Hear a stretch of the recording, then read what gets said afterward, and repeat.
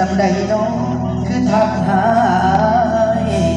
เจ้าบอกมีเรื่องทุกข์ใจให้กราบกันได้ออกมาหาได้บอกว่าให้ขึ้นยากไรถ้าอายออกไป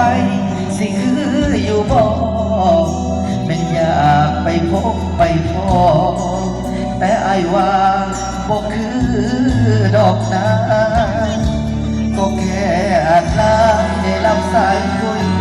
ก็หูซื้อหักเจ้าหักผ่านชีวิตสิปาดด้วยมีดก็บ่เห็นความจังก็เจ็บแท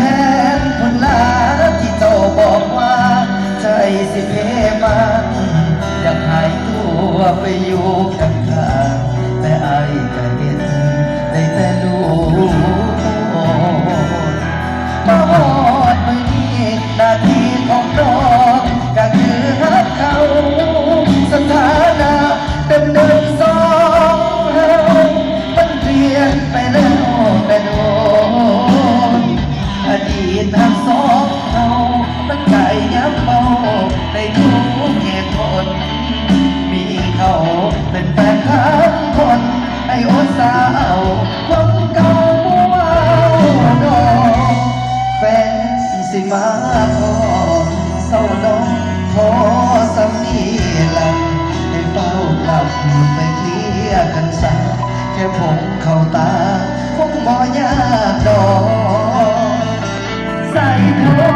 ษอายแต่ที่เอาลายให้เฝ้าลบออกปัญหากายับเลิกบอกไปหาทางออกอย่าพีกันดื้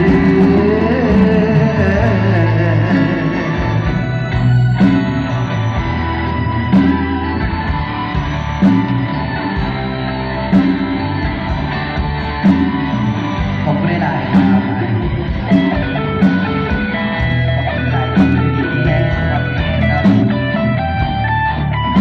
ยินดีต้อนรับพี่น้องทุกท่านเข้าสู่บ้านเพื่อนทางกองทัพจากพี่น้องชาวบ้านตำบลในตลาดนี้ครับ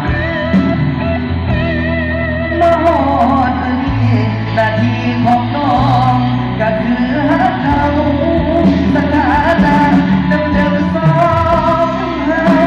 มันเปลี่ยนไปแล้วแต่โดนอดีตทั้งสองเฮามันไก่ย้ำเมาในทุกเหตุผลมีเขาเป็นแฟนทั้งคนไอ้อดสาวคนเก่าบ่ว้าวดอกแฟนสิมาพอดเศร้าน้องพอสักทีหลัง